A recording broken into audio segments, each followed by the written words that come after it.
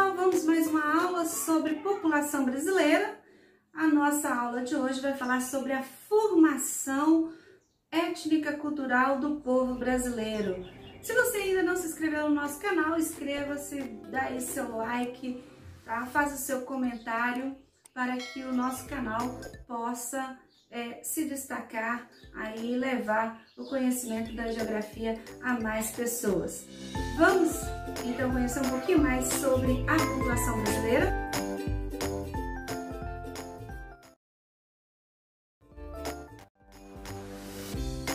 Olá pessoal, a nossa aula de hoje vai ser continuidade do conteúdo de população da última aula, só que agora nós vamos falar sobre a origem do povo brasileiro.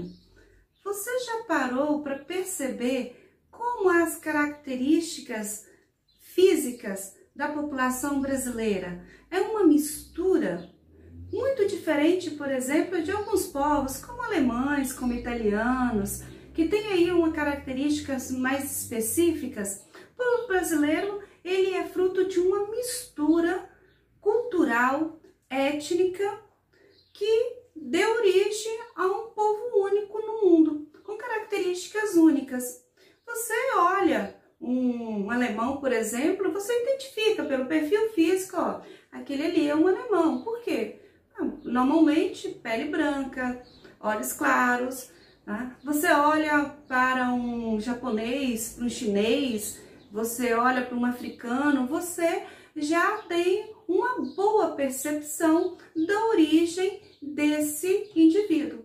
Agora, observe um brasileiro e tenta identificar a sua origem. A sua origem, ela é única, é uma mistura que enriquece a nossa cultura.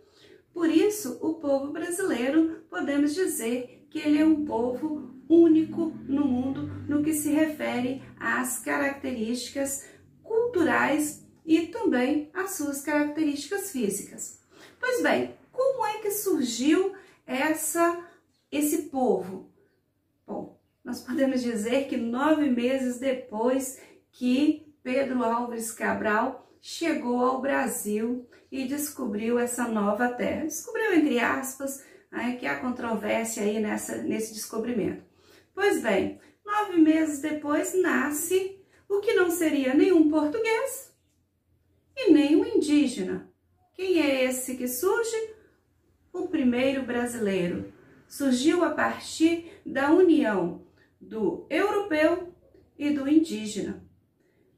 A população brasileira, ela tem 3 matrizes dentro da sua formação, 3 matrizes básicas. A matriz europeia, inicialmente aí com os portugueses e depois enriquecida com os outros grupos, como italianos, os alemães, os espanhóis. Depois nós vamos ter a matriz indígena, e vamos destacar aí a matriz tupi, que é uma matriz que primeiro entrou em contato com essa cultura europeia. E depois nós vamos ter a matriz afro, que é a matriz que veio participar da formação desse povo brasileiro a partir aí do processo de escravidão. Infelizmente, não foi aí uma mistura que voluntária, vamos dizer assim, por parte dos africanos, mas que veio a enriquecer a cultura brasileira. Bom, dentro desses aspectos de formação da cultura brasileira, nós vamos ter aí o surgimento, que segundo Darcy Ribeiro, surgiu do caldeamento da união dessas 3 matrizes étnicas. Bom, vamos ver agora um pouquinho sobre as características de cada uma delas. Primeiro, claro, vamos ver as características da matriz tupi.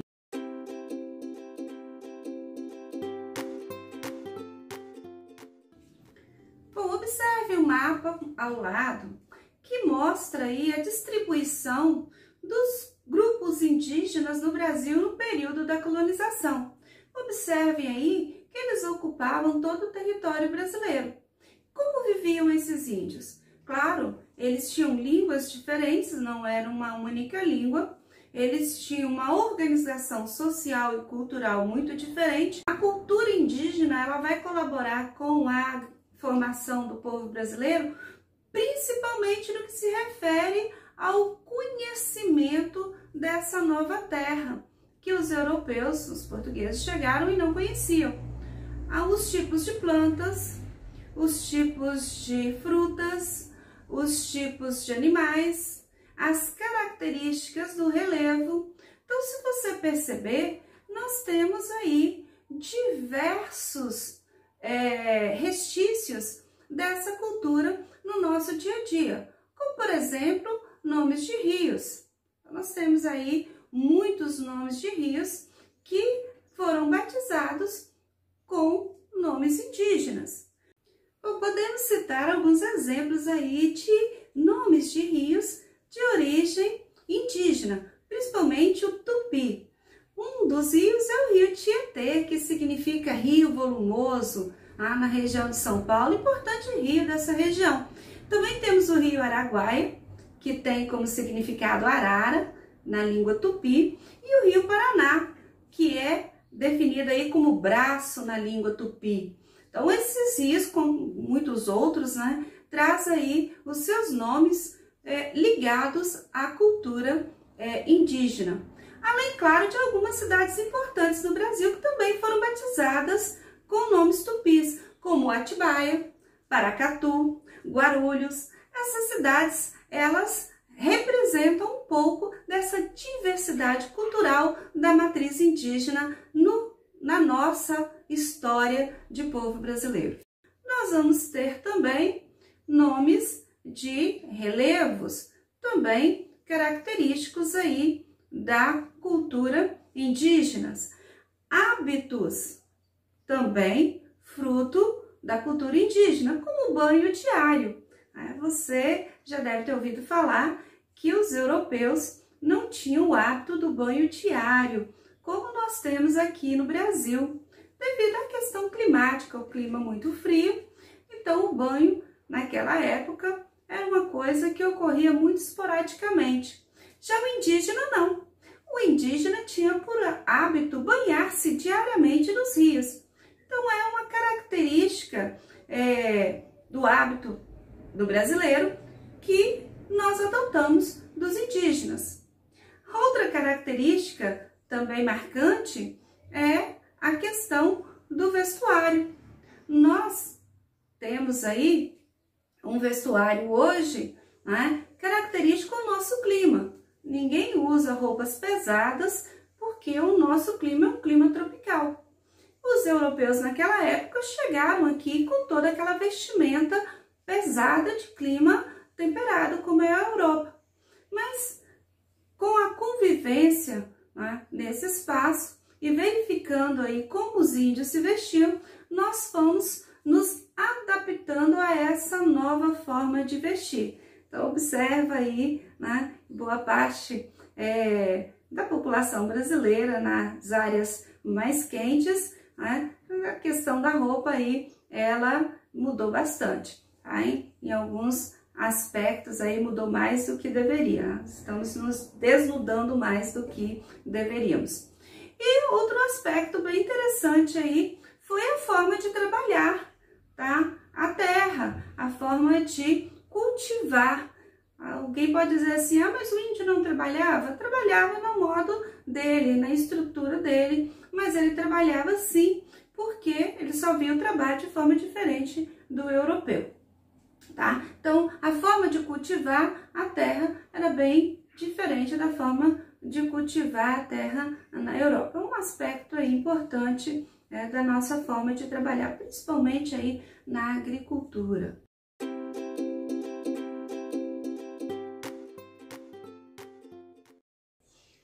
Bom, como o indígena não se adaptou ao modelo de trabalho trazido pelos europeus para o Brasil, principalmente porque dentro do contexto sociológico, a visão de trabalho que o europeu tinha era muito diferente da visão que o indígena tinha da questão do trabalho. Não se adaptando a esse modelo, os europeus precisaram trazer uma nova matriz para servir de mão de obra, substituindo aí o indígena. E essa mão de obra foi o povo africano, a nossa segunda matriz aí que vai colaborar com a formação do povo brasileiro. No primeiro momento, esse grupo não veio de uma forma livre, ele veio de uma forma forçada, mas sua contribuição na formação do povo brasileiro foi muito importante, principalmente porque ele trouxe uma riqueza da cultura africana que não se deixou perder aí na cultura brasileira. Ela se manteve muito forte. Nós precisamos lembrar que as crenças, os hábitos, eles precisaram sofrer um processo de adaptação, um processo que nós chamamos de aculturação, já que eles não tinham o mesmo ambiente no Brasil que tinham na África para desenvolver aí, continuar desenvolvendo a sua cultura. Então, por exemplo, nós vamos ver a questão da religião, que sofreu uma adaptação aí, principalmente com o catolicismo que trouxe, portugueses trouxe da Europa. Os africanos adotaram aí muitos santos da Igreja Católica para poder adorar os seus próprios deuses. Então, nós vamos ter aí uma organização feita pelos africanos, uma adaptação, de forma que eles mantiveram a sua cultura religiosa, mas que também não causasse muita estranheza à população, né, que aqui vivia. Então, é um sincretismo religioso que hoje é muito forte, principalmente na região do Nordeste, no Brasil, aonde nós vamos ver a cultura africana ainda de forma muito forte, tanto no que se refere aos alimentos, quanto no que se refere à religiosidade. Então, e quem não gosta, né, da comida bem temperada, o tempero forte, o tempero com pimentas, o tempero colorido, isso aí é de matriz africana. Os africanos adaptaram muito desses tipos de alimento com a estrutura que era oferecida a eles aqui no Brasil. E hoje aí a gente tem, por exemplo, né, você fala assim, a feijoada africana. Na verdade, uma adaptação do estilo de cozinhar africano com o que era oferecido aos escravos naquela época, que eram as partes menos nobres dos animais. E eles organizaram aquilo, formando aí a feijoada, uma pitada das duas culturas. Bom, o que nós vamos ver também muito forte da cultura africana? A alegria. É um povo alegre, um povo que, apesar da escravidão, não deixou se abater. Então, a qualquer folga que se tinha-se festa, tinha-se dança, tinha-se música. Então, a gente pode ver isso aí muito forte na cultura brasileira. O povo brasileiro é um povo muito alegre, ele faz festa com o que se tem, não importa se tem muito ou se tem pouco. Então, eu costumo brincar, né? Se você tem uma picanha, você faz churrasco de picanha, mas se você não tiver picanha, você faz um churrasco de costela na laje ali, mas vai ser uma festa. Se você tem música, se você não tem música, vai usar aí o tambor improvisado. Então, uma característica da alegria africana, além, claro, das cores. A África, ela tem uma simbologia de cores muito grande, e o Brasil é um país onde a riqueza de cores pode ser observada nos seus vários elementos do dia a dia. Então, aí uma importante contribuição da cultura afro.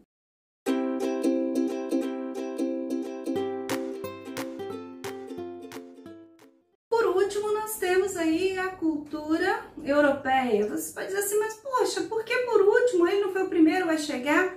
Sim, os portugueses aí foram os primeiros, mas nós estamos falando da origem europeia, e nós vamos pegar não só os portugueses, mas também os diversos outros grupos étnicos da Europa. E essa riqueza, ela só teve um significado maior a partir do século XIX, principalmente com a abolição da escravatura, que o Brasil abre as suas portas a receber aí imigrantes vindos da Europa para substituir o trabalho escravo. E nós vamos destacar aí os italianos, que vieram aí em grande quantidade.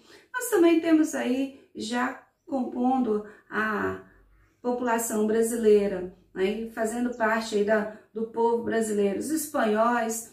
Depois nós tivemos aí também os alemães, os eslavos. Então, a população brasileira teve um reforço na sua matriz europeia a partir aí do século XIX. E depois, em vários outros momentos da nossa história, o processo de migração fez com que houvesse uma mudança significativa dos aspectos culturais da população brasileira. É interessante a gente observar até na nossa história um processo chamado branqueamento da nossa população, que foi um período em que a mistura vindo da Europa fez com que a população miscigenasse e tivesse uma diluição da cor da pele. Lembrando aí que no período da escravidão, a maior parte da população ela tinha uma pele um pouco mais escura devido a essa mistura. Então, com o tempo, com o fim da escravidão e a abertura para novos grupos étnicos, o Brasil teve aí um clareamento da pele, mas com a predominância aí na coloração um pouco mais escura. Nós somos morenos, se não de cor, mas de alma, pela mistura que nós temos aí. Somos um pouquinho de cada um dessas três matrizes, Então, nós temos na nossa história essa formação. Se você pegar a sua árvore genealógica e analisar, você vai ver que a sua formação, ela tem aí origem desses três grupos, dessas três matrizes. E isso significa o quê? Você é um povo brasileiro, uma riqueza única no mundo, uma variedade que nenhum outro povo no mundo tem. Então, por isso, vamos destacar a cultura brasileira como uma cultura única.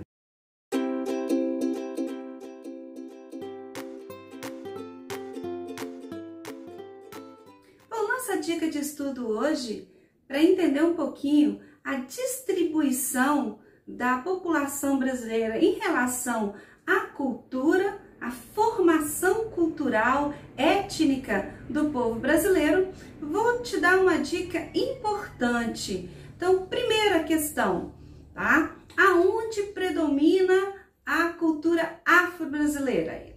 Presta atenção aí nessa dica. Aonde nós tivemos a nossa primeira atividade econômica, primeiro ciclo econômico brasileiro? No Nordeste, cana-de-açúcar. Principal trabalhador? Grupo afro. Então, nós vamos ter aí uma predominância da cultura afro na região do Nordeste brasileiro. E outra dica aí, que região recebeu o maior número de imigrantes, principalmente europeus, ali no século XVIII, XIX, com o fim da escravidão no Brasil? A região Sudeste. Então, nós vamos ter na região Sudeste uma forte influência europeia. É tão grande essa influência europeia que em alguns bairros, algumas regiões de São Paulo são muito características desses grupos étnicos, como o bairro da Liberdade, aí, que tem uma forte cultura asiática, principalmente aí dos japoneses. E, claro, não podemos esquecer da forte influência dos alemães e dos italianos na região sul, pela colônia de povoamento no Brasil, que a gente já falou em aulas anteriores. Então, a região sul do Brasil, como foi uma das regiões que mais receberam migrantes alemães e italianos, essa é uma região que a cultura italiana e alemã, ela pode ser vista nos seus mais diversos aspectos. E aí, nós vamos ter também a matriz tupi, a matriz indígena, né, na verdade, que ainda é muito predominante na região do norte do país. Então, a região norte do Brasil, principalmente a região do Amazonas, do Pará, você vai ver uma influência indígena muito forte no dia a dia, nas suas festas, no seu modo de se alimentar, na sua forma de trabalhar, ainda com uma cultura muito forte. E aí, sobrou a região centro-oeste brasileira. Nós falamos aí, então, das regiões brasileiras. O norte, muito forte a cultura indígena, o nordeste, muito forte a cultura africana, o sul, muito forte a cultura europeia, principalmente a alemã e a italiana, e na região sudeste aí uma verdadeira mistura de todos os povos. E na região centro-oeste, como é a região que nos últimos anos tem crescido muito, principalmente devido ao avanço da fronteira agrícola desta região, nós vamos ver aí uma migração intensiva da região nordeste, sudeste e sul para essa região, levando ali também as suas características culturais. Chamo a atenção de você para a região centro-oeste, a cultura alemã e italiana, tá? Tem expandido muito nas atividades econômicas dessa região. Chama atenção aí para os grupos de tradições gaúchas, chamados CTGs, tá? Ela reflete aí o que nós estamos falando sobre a cultura da região sul na região centro-oeste. Então essa é uma dica de estudo para você, tá? Se você quer lembrar aí como está composta a cultura brasileira, tá? Pensa aí nesses aspectos históricos da sua colonização, da sua estrutura econômica. Se você gostou da nossa aula, inscreva no nosso canal, dá o seu like, escreva o seu comentário, que nós vamos estar aí na próxima semana trazendo mais uma aula sobre população brasileira. Agora vamos falar das características sociais da população brasileira nas suas mais diversas esferas. Aguardo você na próxima aula. Boa semana e bom estudo para todos!